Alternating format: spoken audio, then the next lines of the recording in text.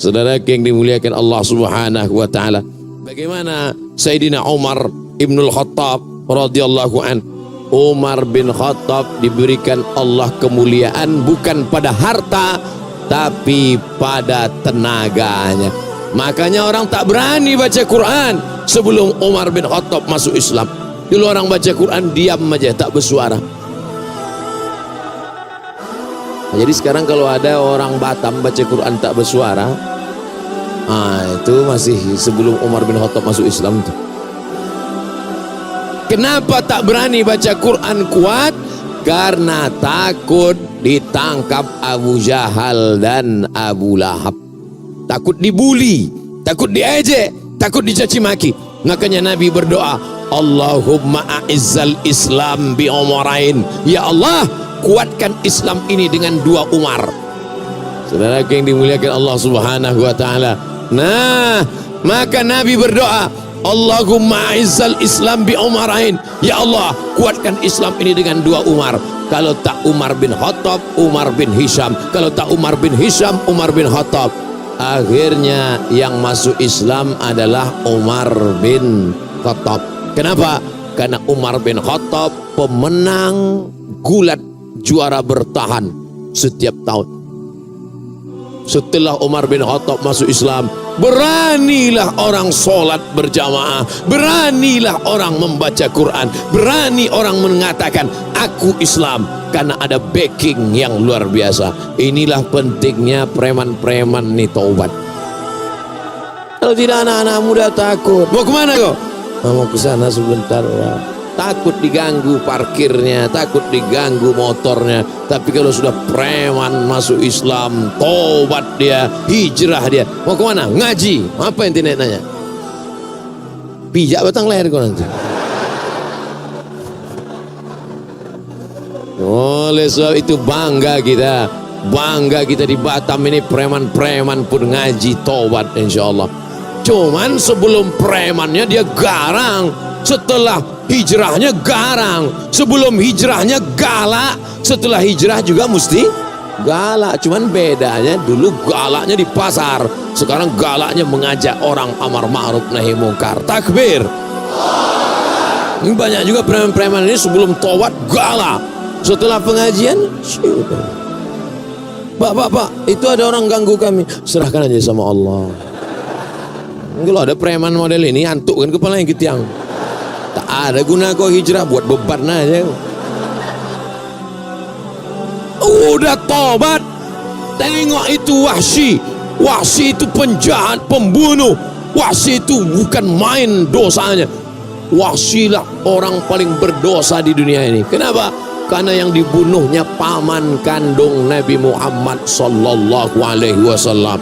Singa Allah dibunuhnya. Siapa itu? Hamzah bin Abdul Muttalib. Hazzaztu hirbati, kutusukkan tombak pendek ke tulang belakang Hamzah. Hazzaztu, lalu ku goncang-goncangkan sampai maaf cakap ujung tombak itu keluar dari selangkangan Hamzah. Lalu kemudian ku gunting telinga Hamzah, kami potong hidung Hamzah, kami tusuk pakai penang, kami jadikan liontin buah rantai. Datang pula perempuan bernama Hindun, disobeknya jubah Hamzah, dibelahnya dada Hamzah, diambilnya jantung Hamzah, dikunyahnya hidup-hidup. Bukan main peristiwa itu terjadi di depan Jabal Uhud, perang Uhud tahun ketiga hijrah. Makanya kalau orang pergi umrah itu mestinya di Bukit Uhud itu dia sedih mengenang kematian Hamzah. Tapi adik-adik, bapak ibu, tengok nanti waktu umrah, cumana orang di Bukit Uhud sambil foto-foto. Teman-teman, kita sedang ini sekarang sedang berada apa ini? Tapi jadilah, daripada dia tak umrah sama sekali, daripada dia sakau, ya kan, kita doakan mudah-mudahan dia berangkat umrah sekali lagi dengan ilmu insyaallah. Nah, Umar bin Khattab berbeda dengan Abu Bakar. Abu Bakar dengan kelembutannya, Abu Bakar dengan karisma tuanya, Abu Bakar dengan kesantunannya, Abu Bakar dengan emasnya. Tapi Umar bin Khattab dengan lantangnya, Umar bin Khattab dengan suaranya. Makanya ketika Aisyah menengok ada seorang laki-laki yang letoy, loyo, bawanya mau mampus, lalu ditanya oleh Aisyah, "Man hadha? Who is this?" Siapa ini? Kata orang-orang yang ada di situ, "Huwa azhadun nas." Inilah orang yang paling zuhud, inilah orang yang paling rendah hati, inilah orang yang paling tawadhu. Kana Umar ibn al-Khattab azhadan nas. Umar bin Khattab orang paling zuhud. Umar bin Khattab orang yang paling rendah hati. Umar bin Khattab orang paling tawadhu. Idza takallama asma, kalau bersuara, berkata-kata suaranya lantang. Wa idza masya asra, kalau berjalan langkahnya tegap. Wa idza daraba auja, kalau memukul pukulannya keras. Jadi preman kalau sudah tobat, ngomongnya tetap kuat, tangannya tetap keras, kakinya tetap tegap, dan bicaranya tetap lantang. Bukan letoy, loyo, lunglai, lesu, lemah, mati. Oleh sebab itu maka dia tetap lantang, tapi lantangnya menyuarakan amar ma'ruf nahi mungkar. Balik dari masjid, nampaknya anak-anak muda nongkrong-nongkrong di pos kamling. Anak muda, kenapa kalian tak ke masjid? Masjid. Gitu. Walaupun udah tua. Kadang banyak preman-premannya udah tua. Ke masjid lah. Bapak nggak bisa kuat lagi. Nanti ku tarik sedikit, putus tangkai jantung ini. Saudara yang dimuliakan Allah Subhanahu wa taala, Umar bin Khattab sudah beramal, tapi rupanya Allah ingin mentakdirkan dia menjadi seorang syahid. Pada masa Umar bin Khattab lah Persia ditundukkan. Padahal waktu itu ada dua kerajaan besar. Satu kerajaan Rum. Di mana Rum itu sekarang? Romawi. Satu kerajaan Faris, Persia, Iran sekarang. Rum sekarang Romawi, Roma. Lalu kemudian apa yang terjadi saat itu? Berperang antara Roma dengan Persia. Makanya ada satu ayat, satu surat dalam Al-Quran, namanya surat Ar-Rum. Ghulibatir Rum. Roma kalah, dikalahkan oleh Persia. Tapi Allah masih tahu sama Nabi Muhammad SAW, nanti saatnya Persia akan kalah dan Roma akan menang. Dan saat itu sahabat-sahabat lebih memihak kepada Roma daripada Persia. Pada masa pemerintahan Umar bin Khattab, Persia diislamkan.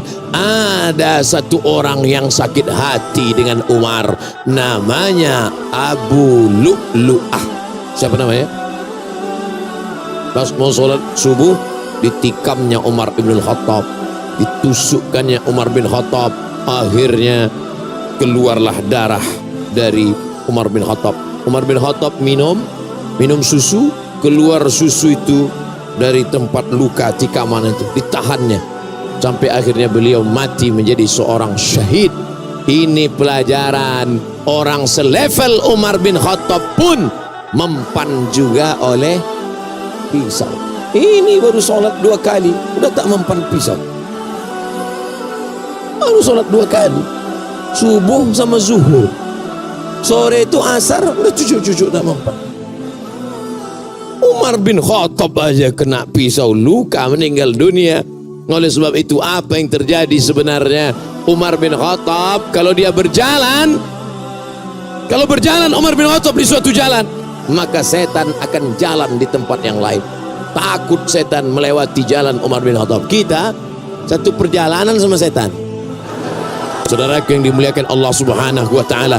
Jadi Allah kasih kita pintu kebaikan macam-macam. Yang bisa masuk dari kanan, masuk dari kanan. Yang bisa masuk dari kiri, masuk dari kiri. Kalau kau bisa masuk dari kanan, dari pintu harta, seperti Abu Bakar Siddiq. Kalau mau masuk dari kiri, seperti Umar bin Khattab dengan kekuasaan.